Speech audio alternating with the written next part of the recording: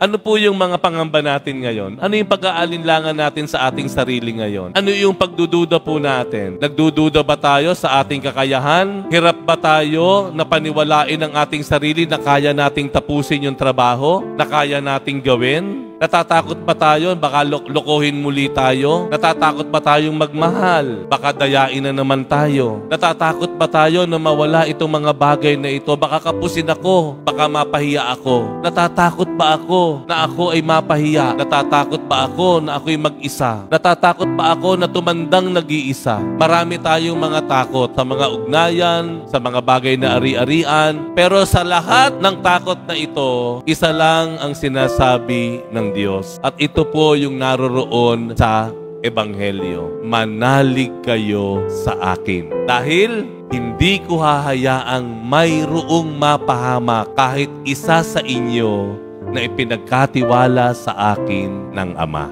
Manalig kayo sa akin. Labanan po natin ang ating mga takot, pangamba, pag-aalinlangan sa pamamagitan ng pangako, assurance from God na hindi niya tayo pababayaan. Tayo na kanyang kinupkop, tayo na kanyang inari sapagkat tayo ay dapat manalig sa Kanya. Hindi tayo pababayaan ng Diyos, tayo ay para sa Kanya. Amen.